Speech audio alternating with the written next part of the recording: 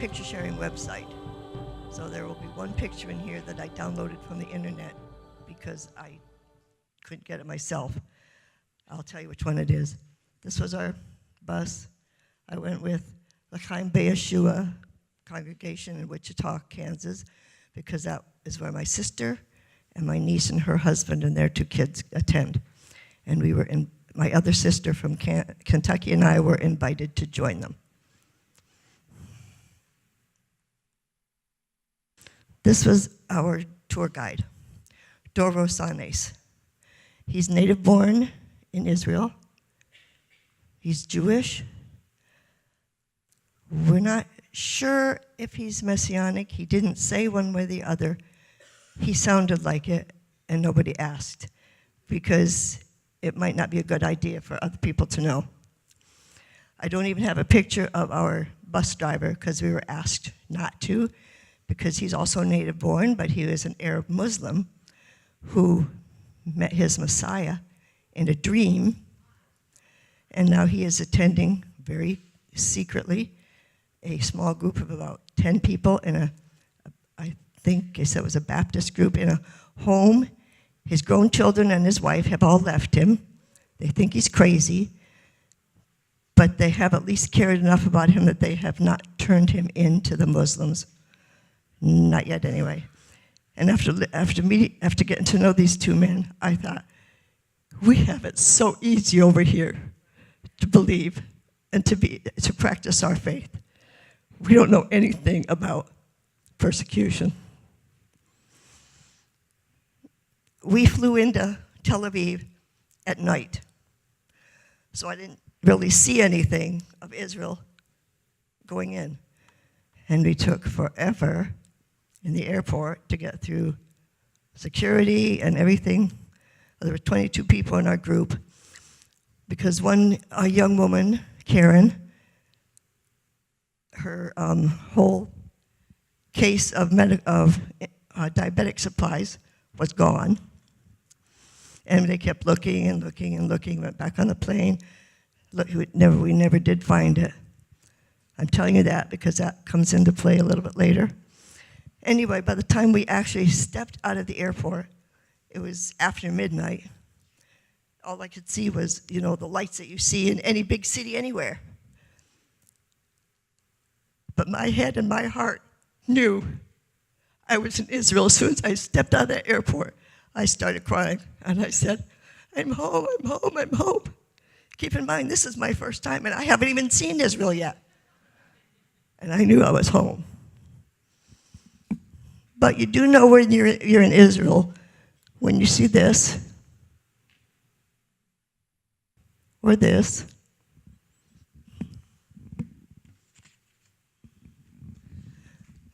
We checked into the hotel that night, stayed there. We checked in for like 7 hours. We just slept there and woke up and checked out the next morning in Tel Aviv. Our first stop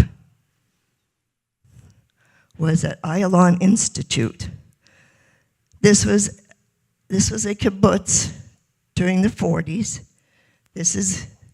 That's not a real person. They have models that are very realistic looking. This was the bakery of the kibbutz.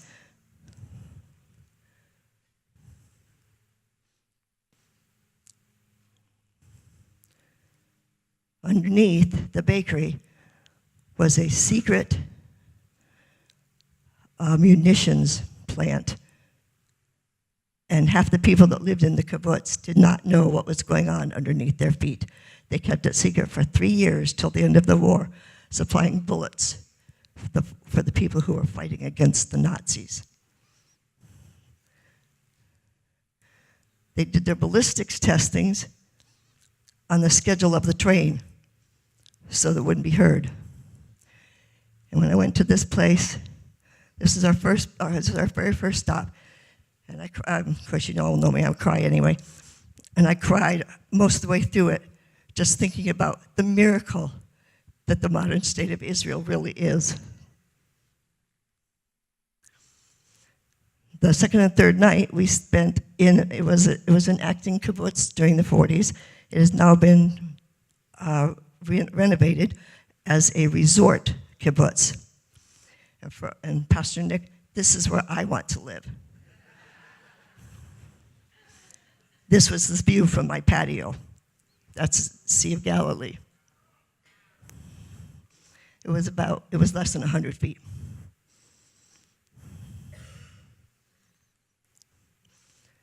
Okay, there was a mix-up in the dates for the Jordan River, but I had heard a story here, my last Shabbat, about someone who went into the Jordan River 7 times, because that was what Naaman did.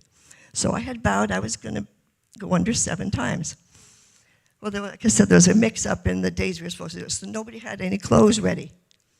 Well, my 2 sisters knew how much this meant to me, so we went in the little gift shop. They bought me this huge 3X T-shirt that at least covered me down to my knees, and some flip-flops that didn't really do any good, and then of course the white robe. And I went in there, and I had shared this story about Naaman that I heard here my last Shabbat with Karen, the one who lost all her diabetic supplies. And she said, well, maybe I should do that too. But then because there was a mix-up in the days and she didn't have any clothes ready, I went down 4 times, and all of a sudden, splash! Here she came in, shoes, everything. Took my hand, we prayed for each other. We went down my last 3 together, and then she did her 4 and came up. But that's why she's in clothes and I'm in the gown thing. She just said, nope, I'm going to do it, and then she came.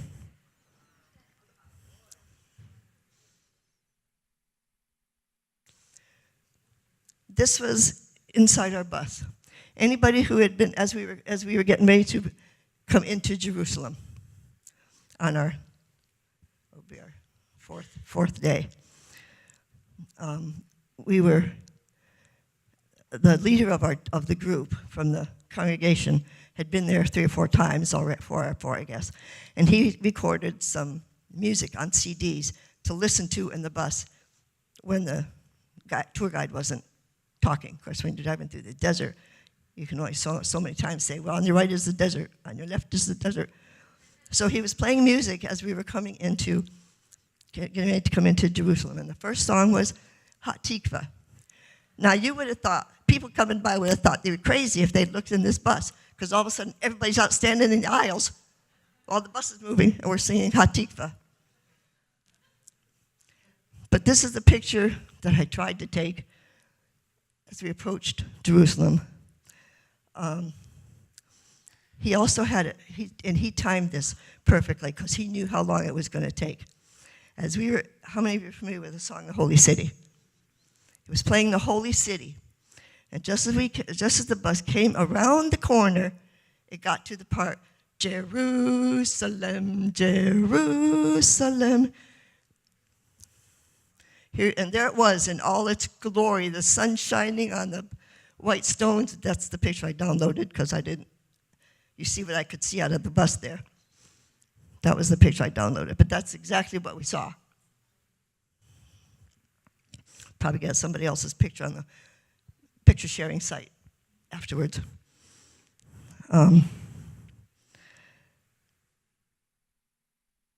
We were driving to the hotel for that night. The 4th night, we checked into a hotel where we stayed the whole rest of the time. But as we were driving through, just as we got to the hotel at sundown, we got to hear the shofars blowing for Rosh Chodesh. Couldn't see them, but we could hear them. So in our itinerary, there was never anything scheduled for in the evenings. Whatever you did in the evenings, you could do on your own. Well, the first night, there was about 7 of us, I think. They decided we wanted to walk to the hotel.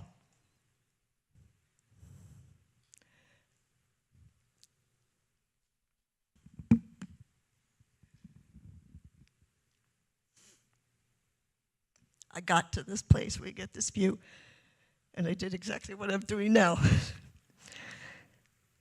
I was so overwhelmed that I was actually there. I had one sister on one side of me, one of my sisters on the other side of me, and we were all crying and going, we're really here, we're really here. Eventually, of course, we did walk down to the wall. There's a few of the prayers I put in the wall. I had a whole Ziploc bag full of them, so I took just some that night because we were also scheduled on the itinerary to go, which we did the next day on Erev Shabbat. I put some more in there. But there's... Now, for those of you, maybe there's somebody here that doesn't know, the western wall is not part of the temple. It's the retaining wall around the temple, but it's the part that was behind the Holy of Holies. And I don't care what anybody says. His Shekinah has not totally left there. I felt suffused with,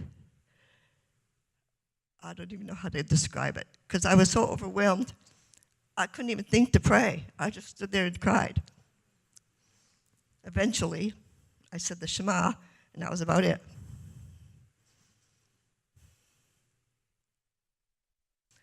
On Shabbat, there was nothing, of course, on the schedule except tending the Messianic synagogue. There is no sign because they're sort of undercover. All we got was the street number. That's part of my family group.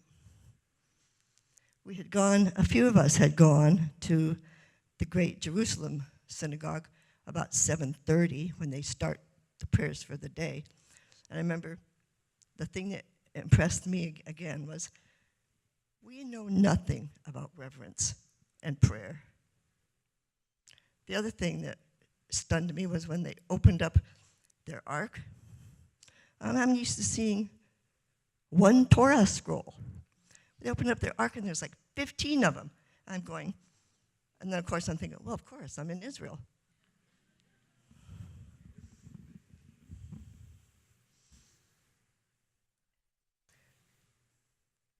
I understand some of you already saw this picture.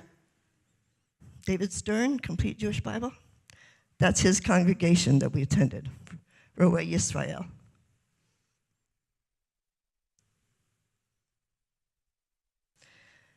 We also went down in the tunnels underneath, the excavation tunnels underneath the temple. That's where they let the women go to pray sometimes. And when I heard that we were going to do that, I wrote up a couple more prayers, so now there are prayers down there too from me. Okay, I was the oldest member of this group. The next oldest was my sister. I'm so jealous. She celebrated her 67th birthday in the land. And the day we went to Masada, remember now I'm the oldest member of this group, so everybody else is younger. When we went to Masada, there were 5 people who stayed down at the bottom, sitting on the bench. They looked up and said, oh, I can't do that. I had help in a couple places, because there are a couple places where you're climbing and the rocks are like up to my knee. Well, I can't even get my leg up there. But when we were getting toward the top, my nephew says, do you want me to help you, or do you want to do this on your own? I said, I'm doing it on my own. So there I'm standing at the top of Masada.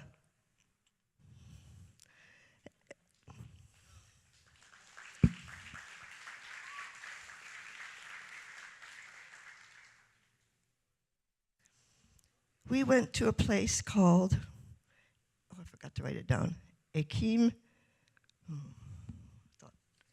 Thought I wrote it down. I guess I didn't. Akim something, where they let tourists come in and help sift through the stuff that they're digging up from under the temple, the archaeology. And then we do it for like about an hour, and then another group of tourists comes through. But at the end of each group, they show us some of the neat and interesting things that our group found that will be put on display. And 3 of us found an animal bone about this long, and it's petrified, but you could still see the bone marrow running through it. So that one was one of the ones that they're going to keep on display.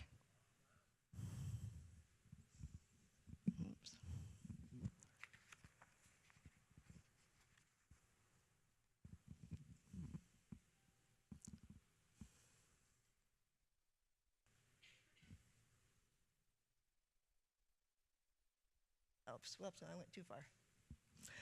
That was our last stop on our next to last day. This is the only picture I have of our entire family group that went. It's not my whole family, but it's all the group of our family that went. We made up 9 of the group of 22. And if a few people in the back there can't see, that's in front of the embassy.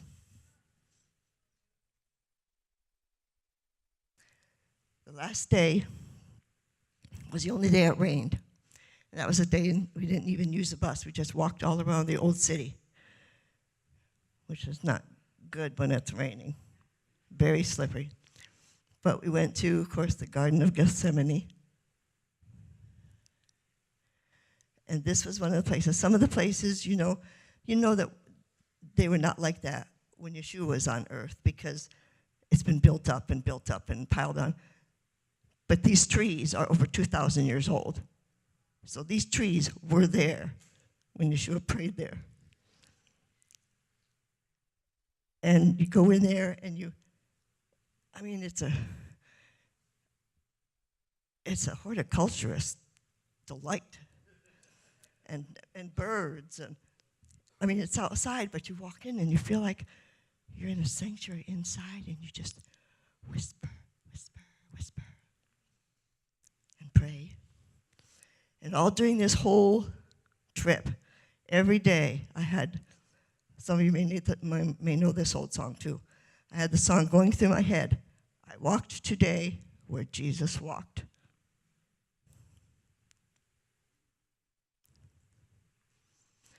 Our last stop on the last day. The only day I wore a coat because it was raining. That's the menorah at Knesset. And that's the Knesset, and that was as close as we could get.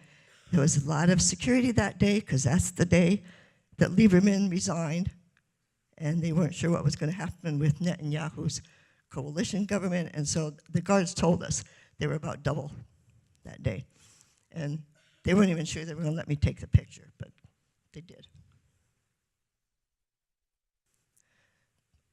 Because of, and some of you saw this on my Facebook page. I didn't include it here, but the 48-hour period when they were shooting off all these rockets from Gaza,